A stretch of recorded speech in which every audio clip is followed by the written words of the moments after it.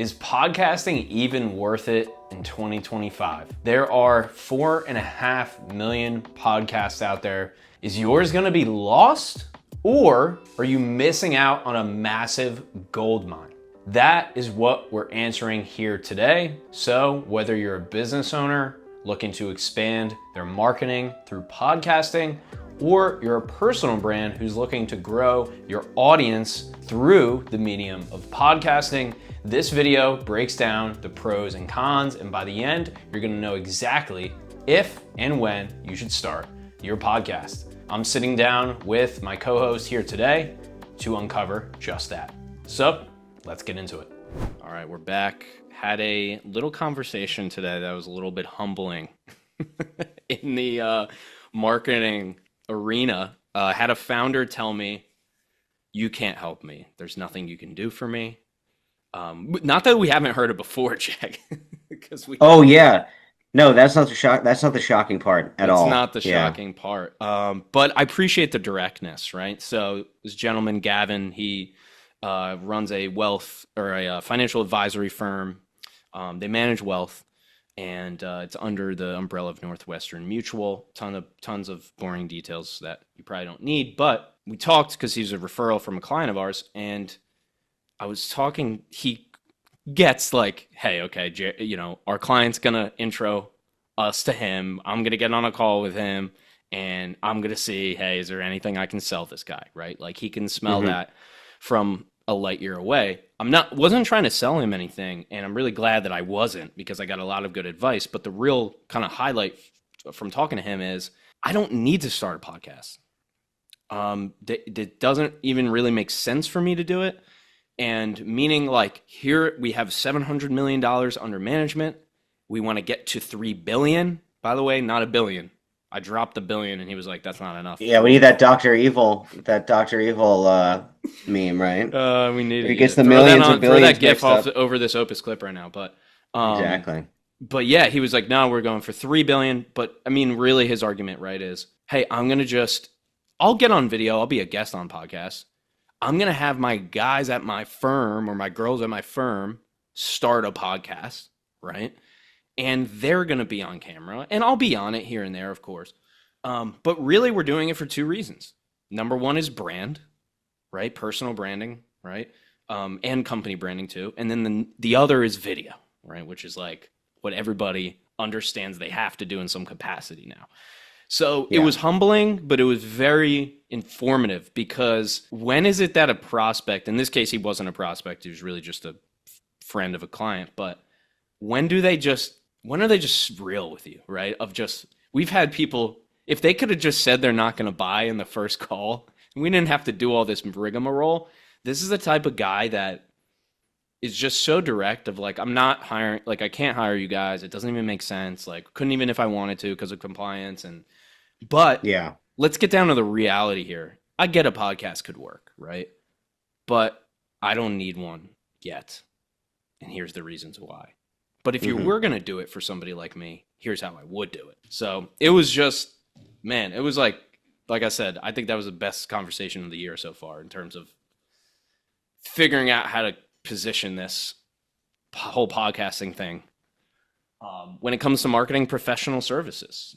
Yeah, and more specifically, what Ryan is talking about here is financial advising. So the compliance that we have to tangle with comes with the actual content that they release, and then even all the way up to the title of like specific clips, the title of episodes, stuff like that. The things that they say, it all needs to be carefully parsed through for any layman out there. And I was a layman all the way up until 5 seconds ago, really, with a lot of this. But yeah, the compliance is a big obstacle. But to make it a bit broader, you're right. There are some just other industries, just a broader philosophy of like you don't always need to launch a podcast. As we've gotten a little bit older in this business, we've realized that may be sort of like the apex evolution of what your fun marketing is. I mean, I think there's a lot of really old school classic guts in a marketing machine that you still need, your email lists, maybe like, if you're a lawn care service or something, you're still like hitting up mail and stuff like that. But if you're doing something like podcasting that's a bit more exotic, I feel that the podcast is that final evolution and not really the starting point. The Yes, starting point is yeah. just sort of like getting on video first, and then if it can become organized and becomes it makes sense time wise, budget wise, all that other stuff, then it becomes ideally a weekly thing, a Yes. weekly episodic podcast. And if you're listening to this in terms of, okay, what am I supposed to think now? If you don't have a podcast yet, we're going to talk about what you can do that basically allows you to get most of the benefits without actually starting one, really just skipping the whole launch process that we Yeah, spent years to do. Now, if you already have a podcast, it great. It's all about just squeezing as much juice as yeah, possible, getting right? more from what you're already outputting. Yes, yes. Yeah, So these are the two clear. So like, all right, you don't have a podcast yet. Let's start with that. yeah. What are some ways around it that kind of get you those benefits because we're here now in 2025 and why don't you have to start one in a sense is my question. There's a lot of rule breaking that needs to be done in marketing, but way more specifically into how podcasts and video content is administered. You see this a lot with a general sort of, I guess you could say people poo-poo it on LinkedIn, repurposing stuff, right? Um, with that being said, there's a lot that people feel that there are guardrails or hard rules that don't really exist with that.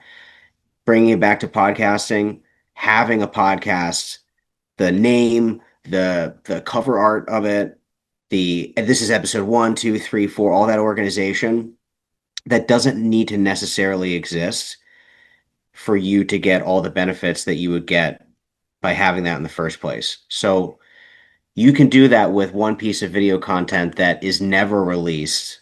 That what we do is call a content interview, but you could do this with an assistant or a colleague. You Even could do I this with think a co-host, AI, I'd right? make an argument almost AI if you They can could give you the handle that. questions, If you can yeah, handle yeah, and then that. you just answer them. Yeah. So Yes. what we're talking about is like Ryan would, let's say Ryan is AI, right? And we'll make it easy and let's say that I'm just a financial advisor and I'm looking for really, really common topics that people are going to search on Google, maybe something with a 401k. Ryan, the AI is going to spit out a question about 401ks, maybe it'd be like, talk about one of the most common blind spots for a I got you, 401k. Jack. I got you. Do you max out your 401k contribution every month? There you go. And then you sit here and you go, I get a lot of people that are constantly asking me in terms of their 401k contribute, and you just go. And you've got this Yes. piece of content that you can't release in its entirety because it could just be you on your own, or maybe it's just somebody asking question, answer. But that's what it looks like. And you're taking all those moments where you can answer in maybe a minute to 30 or 3 minutes or so, a minute, 30 seconds to 3 minutes. All of those are harvested for clips in one piece of content. So if you're doing one question every 5 minutes and you've got a 30-minute interview, then you're going to have 6 clips from that. And you don't have to release 2 podcast episodes at 3 clips. You know what I mean? So Yes. Yeah. Yeah. you can do that and just get the benefits of, okay, I'm going to start my YouTube. I can throw Mm, these up on shorts. If I jam longer on a topic and it's 8 minutes, I'll throw that up as a video. But yes. then I also get to do this to jazz up my LinkedIn a little bit Yeah. Yeah. so people Yeah. can see how I talk and how I sound and how I look. All that lizard brain stuff that human beings need to do to say like, is this person like A cool? Like, do real I want to work with Yeah. them? Yeah, Exactly. especially service-based Exactly. stuff too, right? So Yes. like that's like a big part of it is like just getting started in a meaningful way doesn't need to necessarily be that, okay, now you start doing 4 episodes and the video edits this much and it's this much and now you have a huge expense. It can be one piece of video content you do once a quarter or once a month, whatever. And like I said, with an assistant by yourself, AI can do it. You could have a co-host on and you could release the long form if you guys have a good conversation. You do that, and then that's just one piece of content, and maybe you spare the expense to get that edited, but you don't really need to. Yeah, and let's look at let's Again, look at the like cost alternative, right? Of like just launch. invisible rules that you don't need. Yes, exactly. As Chris Walker would call them, invisible contracts that disrupt your frequency. But they they do exist. There's a lot of invisible contracts and rules in marketing, and in podcasting. To your point, and I mean, let's just talk about the cost, right? Set up your phone, 4K. If you want, I don't have it. It's actually in my car, but the clip-on microphone, Hollyland Mark II, Amazon. I actually don't because stay on this episode. But get a clip-on mic, phone, record that 30-minute content interview, quote unquote, with yourself, with AI, with a VA, with an assistant, with a colleague, with a co-host, whoever it is who's like the interviewer, right? And then you can put that into a free or $15 a month AI clip service, and then you can have, after a little bit of massaging, 5 to 6 really good short form videos. You got the repurposing benefits, meaning you got the benefit of clipping the videos, which can now be posted on LinkedIn and YouTube or wherever you'd like. Wherever you already have it set up, and then if you want to start on YouTube, it's just a great place to park it because you get that Google SEO Yeah, and we might actually hook up for no extra legwork. You're just posting it. Yeah. Yes, and that is a massive side benefit that we can get into, but just the cost differences and the time differences of starting a fully blown podcast with production, yes, 4 episodes a month, meaning when you make a long form, that's, if you want to do it our way, square thumbnail, wide thumbnail, description, show notes, Spotify description, YouTube description, long form editing, clips, a text post from it, right? Like that's a whole thing. Whereas you do get more benefits, right? Which we will talk about. But if you want to try before you buy, in this case, try before you podcast, right? Do a ghost podcast, right? A fictional podcast, as we call it, right? That's what we call it. We have an entire service for this. That's why we're talking about it right now. Not because to try to get you to do the service, because it's so good, because it works so well. You could do it on your own. You don't need us. It's just thinking about it differently. It's just a little shift in how you frame this, and just going like, I can have this be in the background that nobody sees this. And from this flows all these pieces of content that gives not the illusion like we're tricking anyone, but this is what it looks like to have a podcast. Yeah, but we just don't have the long form, That's what content does, is creates perception, which is branding, right? Essentially. Branding is really the cultivation of an accurate perception of your business from the outside. Yeah. When you have 30, 40, 50 podcast clips, it doesn't matter if they get 7 likes. Because if the clip makes sense to the person watching it and it's edited correctly and it has a clear beginning and end, sometimes doesn't even need that. And there's text above it, and you do that 30, 40, 50 times, like, you're legit now. Yeah. There are people that but just simply by virtue of you being on video is a huge green flag for some people.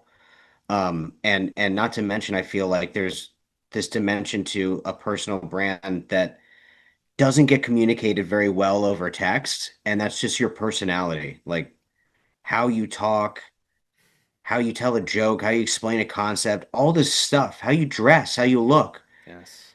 These are all things that maybe they're silly, but these go into buying decisions. And it helps self-select. I think people that wouldn't be a good fit are not going to kick tires, which if you do enough disco calls, you realize, that like a high number of discovery calls that are poorly targeted is not the best experience.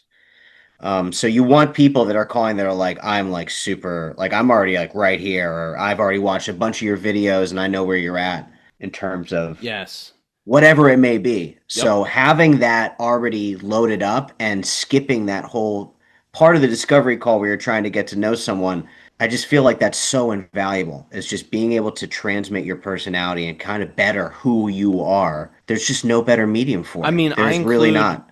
Podcasts in the required, basically there's like required reading in a sense. It's required watching for when you book a discovery call with us. I actually have a podcast episode that I say, watch this before you get on this call, right? Just so you can understand. I mean, that happens with referrals all the time, right?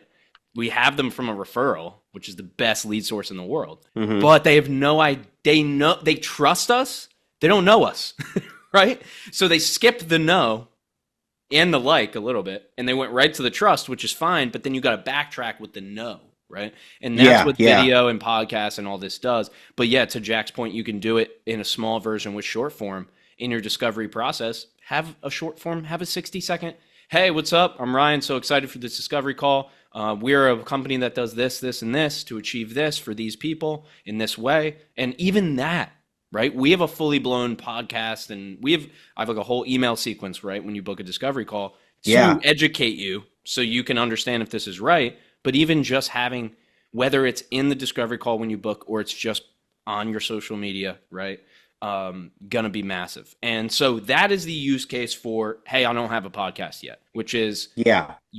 basically test these concepts, test it with yourself or somebody else, and you're testing podcasting. And then out of those, could be 6 videos, it could be 60. Everybody I talk to, and I'm not generalizing here, who has done 50, 60 videos is like, yeah, I know. I got to do a podcast. I got to do YouTube. It's going to lead you to Yeah. that. I need to It's gonna, organize it. I yeah, need I to got to really organize, get this. and I Yeah. have it all. I put it all down now. Like I got all the random thoughts down. Now let's get organized. Great. Yeah. Now the opposite though. Yeah, I already have a podcast. What am I seeing a lot from people who already have one? I had a prospect the other day. Not going to tell you who they are. They were going to hopefully audit their podcast. That's what they said they wanted us to do. They're talking about the NFL for the first 12 minutes of a financial advising podcast. I'm not saying not to do it. I'm just saying that might be a reason why people might not watch it, right? Meaning, it's very easy to do 200 episodes of a podcast and get very comfortable with kind of talking about whatever. And I'm not saying if you already have a podcast that you're doing that, but for somebody who has had 7 different podcasts, I get it, right? It's hard for us to not talk about some pop culture thing. Like if Jack and I are in a room and we hear the Big Lebowski, it's over. That's an hour, right? Yeah. It's hard, right? So what I'm saying is if you already have a podcast, doing a content interview, meaning doing an interview dedicated to your service and your buyer journey and your ideal client, you could have a podcast for years and never do that, right? I mean, what do my clients say all the time? I don't promote myself enough. I don't promote myself enough. You're not Yeah. promoting yourself. You've just been doing this. What, you've had a podcast for 100 episodes and the audience loves you, but they don't know what you do for a living? That can Hmm. happen. That happens a lot. So it's not as tactical as the you don't have a podcast side. It's actually a little bit more philosophical, which is if you've been releasing content 30, 40, 50 episodes or every single week, right? For maybe years, right? You might want to take a step back and think, am I really like creating content that my ideal client wants, or am I creating content that I want? And those are two different things. And when you run the system, right, when you have a content system, it enables you to buy your time back. And Yuri is a great example. If you listen to the keynote, I include him in there because he didn't outsource his editing to us and then just go sit by his pool, though he does do that pretty often. He has a beautiful pool. But what he did was he posted on social media and said, hey, guys, what type of episodes do you want? And they were like, can you do an episode with a guy who's been accounting for 60 years? Hmm. So then what do? We go and shoot a podcast with a guy who's been in accounting for 60 years, right? So what I'm saying was he then became intentional with the content. So if you already have a podcast, just do a gut check real quick, right? Maybe you do a content interview where you actually do talk about your business for once or for the first time in a long time. So that's the benefit on that side for doing short form video content interview style content. Even if you already have a podcast, when's the last time you talked about your business, right? And if you talk about it every episode, then it's the opposite problem. But, normally it's not for the type of people that we work with. Yeah. I think it's one of the best ways short form videos are the best way I feel right now to test out what really is working with your content, especially on YouTube. Like you said, if you already have a podcast, really kind of the next obstacle that you face after you're producing stuff and everything's going all right is wondering, okay, first, are things good and what is defined as good?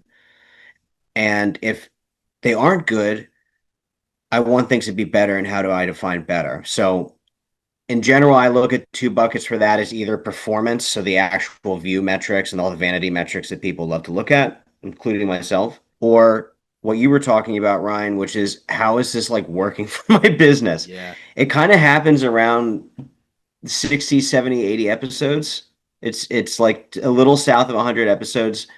The momentum and the excitement begins to fade a little bit, and you wonder like, and which is fine, right? But they start to wonder like, what is if there was like a gun to my head, like what would I say is the ultimate purpose of this? Um, and they don't have an answer that they feel really satisfies them. So Mm, all that's to say that that's kind of the next step is getting intentional about who who is my ICP if I don't have one, or I have a general idea, but I really kind of want to nail down who I'm trying to talk to in these videos and designing it around that. And then the other thing that I said previously too is testing to see what areas really resonate with your audience. You may be working with a small pool, but it may be something like, okay, that they're leaning a little bit more real estate. These real estate ones fly a lot higher than they do for 401k stuff or stock stuff or whatever it may be. So yeah, like you said, that's like if you already have it, it's about refining that and saying like, is this, I'm going in this direction. Am I liking it? Is this fruitful for me or is this a benefit? And then in a lot of cases, people say, well, I want to kind of see how this helps my business and begins paying me back.